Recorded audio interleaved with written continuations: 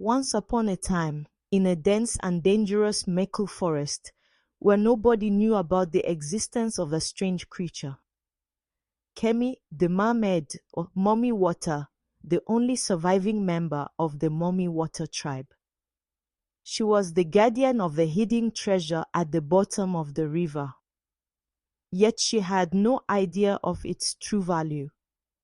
For Kemi, the precious gold and silver that humans desired were nothing more than things she enjoyed playing with the underwater creatures. One day, while she was playing with the underwater creatures, Kemi still mistakenly hit a bar of gold which hit a bird sitting on a tree at the river bank, and the gold fell at the bank of the river. She noticed the bird falling into the water and hurried to rescue it. Little did she know fate had brought her face to face with her destiny. It was none other than Obinna, a renowned explorer. Obinna was accompanied by Tunde and a small group of palace guards who ventured into the Nwako Forest in search of treasure. Despite their days of hard searching and exploration, they didn't find any trace. When the entire journey reached a drier water area, Tom suddenly spotted glimmering specks of gold at the riverbed. Without hesitation, he entered the river and quickly collected those small pieces of gold. Good, good, it's gold. His guards heard him and became excited. Then they started searching for gold along the riverbank. However, Obinna didn't pay attention. He only just focused on the bird struggling in the water. Fortunately, the poor bird was brought to life by Obinna's artificial respiration and regained consciousness. The guards continued to collect the gold, unaware that a mermaid was watching them. It was Kemi. She gazed dreamily at Obinna. He was truly a strange young man. Instead of picking up gold, he saves the bird from drowning. At that moment, Tunde glanced around and noticed Kemi observing him. The mermaid. Obinna immediately followed Ton's gaze, and he and Kemi's eyes met. Kemi became afraid and dived under the water and disappeared into the cave. Get the mermaid! Get the mermaid! Tunde ordered the guards. However, one soldier, too interested in collecting the gold, paid no attention and continued venturing into the deep waters. Unfortunately, he became a prey to a crocodile which was inside the water. Quick, get out of here! Tunde ordered them all to get out of the water. After Kemi returned to her dwelling, which was a cave under the water, she remembered what she had just witnessed and was instantly drawn to Obinna's kind-hearted nature, disregarding material possessions, while cherishing the nights and days. Meanwhile, Obinna was also captivated by the discovery of the mermaid's existence. He began sketching drawings of the mermaid in his book. As for Tunde, he secretly planned to capture the mermaid and present her to the king, hoping to gain wealth and fame. I must certainly capture that mermaid, Tunde said to himself. However, to catch the mermaid, they have to overcome a gigantic crocodile. Obinna recalled the scene when he discovered Kemi earlier, and a sinister smile gradually spread across the face. The next day, Tunde and Obinna returned to the Nwako Forest, Kemi once again reunited with the love of her life. Suddenly, Obinna's boat encountered a mishap, and he fell into the river in a strange manner. Obinna tried to call for help while struggling to stay afloat, but no one on the boat heard his cries except Tunde. From a distance, the gigantic crocodile emerged on the water's surface and started rushing towards Obinna. In a critical moment, Kemi saved him from the jaws of the crocodile, escaping the crocodile's grip. Kemi took Obinna to her hiding place. Here, Obinna faced Kemi at such closeness for the first time. He appeared bewildered and worried. Kemi suddenly discovered her own drawings in Obinna's book. She became immensely happy. Observing this, Obinna gradually let go of his guard towards Kemi. He offered her koli as a token of gratitude. That night, Obinna stayed behind the waterfall cave to have intimate conversation with Kemi, sharing their innermost thoughts. The entire mermaid tribe has vanished, and the only one left alone in this world. The treasure, the riches, hold no meaning anymore. The only companion I have is a crocodile who helps guard the treasure, Kemi told Obinna. But Obinna replied saying it was all in the past, and that he would take her to a big and safe palace where there would be no hidden danger anymore. But Kemi pulled herself away from Obinna and said, "Humans have harmed my entire lineage and desire to possess the treasure of the Nwako Forest. My mother sacrificed herself so I could escape. I despise humans." Hearing this, Obinna felt immense sympathy for Kemi.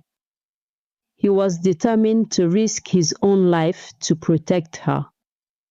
The next day, as they sat happily conversing by the edge of the river, a sudden rush of deathly silence surrounded them. A sudden large net descended upon Kemi. Tunde moved close to them.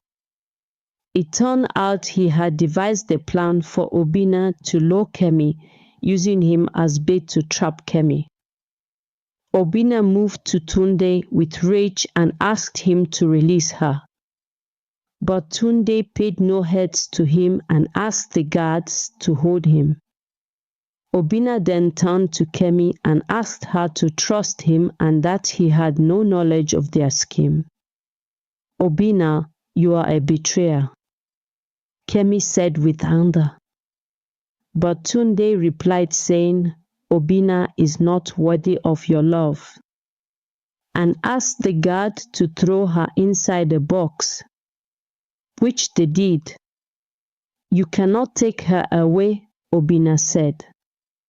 But Tunde asked him to step aside. "Oh, I should thank you for helping me catch her, shouldn't I?" Tunde asked. Despite Tunde's promise to Obinna about releasing Kemi back into the mighty river, the reality proved different as he brought her to a luxurious palace, and even presented her as a gift to the king.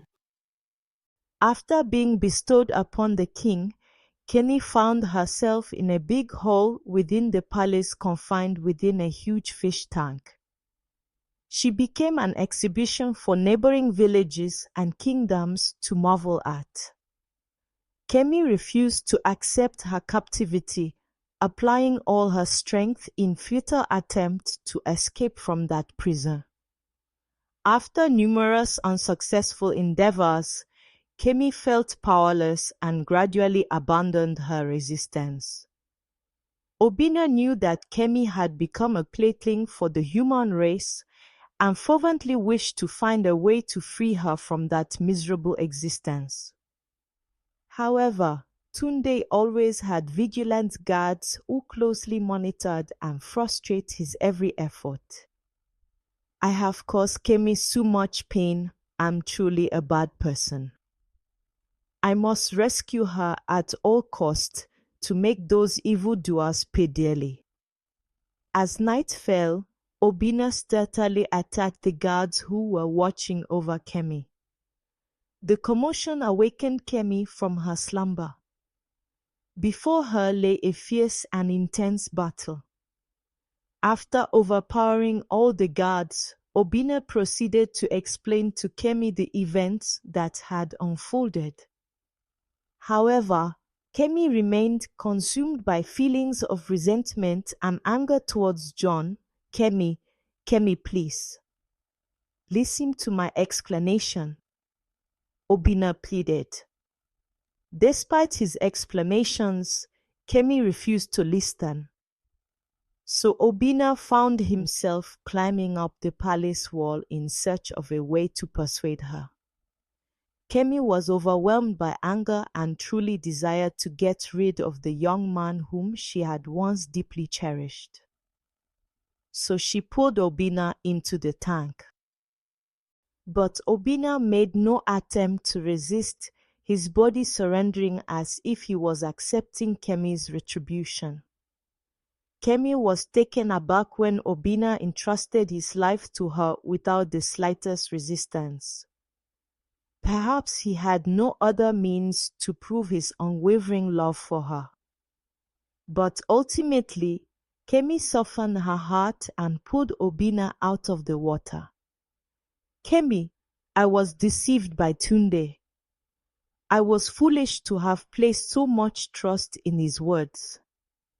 I will bring you back to the Nwako Forest. Upon hearing Obinna's explanation, Kemi's trust was rekindled once more. She agreed to escape with a young man before her in pursuit of freedom and a new life. Very well, let's go, Kemi said to Obinna without hesitation. Obinna guided Kemi away from the tank. He couldn't bear to keep the person he loved in this place for even a moment longer. Stepping outside, Obinna led her to a convoy of wine carriages that had been arranged beforehand. He entered the barrels and both of them quickly boarded the carriage, evading the notice of anyone else. Thanks to that, both of them quickly boarded the carriage, evading the notice of anyone else. Thanks to that, both of them easily surpassed the watchful eyes of the guards and left the palace, traveling throughout the night. The following day, the convoy arrived at the Nwako Forest. Seizing the moment when the convoy stopped for them to rest, Obinna carried Kemi away from there and went deep into the forest. Obinna gently led Kemi out of the wine carriage to ensure nobody would discover them. Upon reaching the riverbed, it seemed as though they had successfully escaped. However, Obinna spotted Tunde's army in pursuit. But Obinna quickly intervened, shielding her with his own body, and then dived into the river. Behind them, Tunde and his horse-riding Sodas kept chasing them. Kemi held Obinna and swam to her sanctuary dot, but then Obinna sustained severe injuries, causing great worry to Kemi. She tenderly touched Obinna's wounds, her tears streaming continuously. "Wait for me. I won't let you depart like this," Kemi said and dived deep into the heart of the Nwako River. There, a treasure collection of gold and silver lay buried beneath the riverbed. Approaching a spot where a glowing golden wine cup was placed, she took it and then returned to Obinna. "When these tears fell, I would be forever blind, but you are more important. I am willing to sacrifice anything as long as you awaken," Kemi said and cried into the glowing golden wine cup. She then opened Obinna's mouth and poured the tears in. Suddenly, Obinna regained consciousness.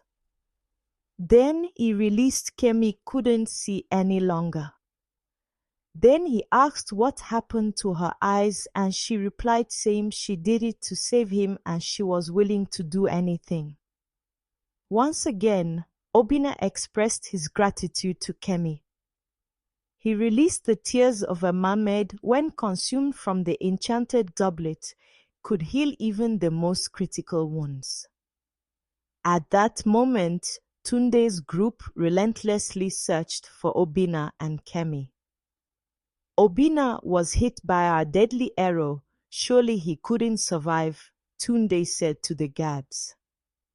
As they ventured across waters, the sawdust chanced upon glistening gold concealed beneath the surface. Overwhelmed by a sense of powerlessness, Tunde pressed on his solitary journey. After a while they encountered Obinna. Tunde saw that, though he was pierced by a deadly arrow, he endured and survived. Then Obinna told Tunde it was Kemi and that she wielded a wondrous golden wine cup of hope and the tears of a mermaid to save his life. Tunde's insatiable greed surged forth with the mere mention of the precious treasure. Then he moved to Obinna and told him to let them join force and catch Kemi and claim the Nwako Forest as their own. But Obinna replied him saying, material possessions hold no dominion over him, and threw the wine cup into the river. There, Tunde cried saying Obinna was crazy and jumped into the river, forgetting about the crocodile in the river.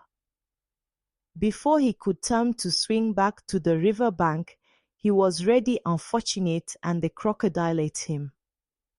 In a state of terror, Tunde's guards scattered in every direction. Obinna retraced his steps to reunite with Kemi.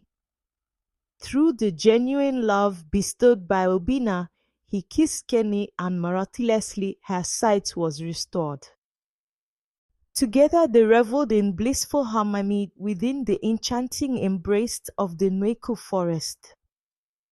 Their love grew every day and knew no bond, and they lived happily ever after. The spirits of the departed mermaids, sensing the love between Obinna and Kemi, put their magical powers together and enchanted a ring and gave it to Kemi.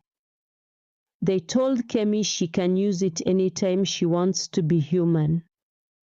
Weeks later, Kemi turned herself into a beautiful young woman, and she and Obinna moved to the land and got married.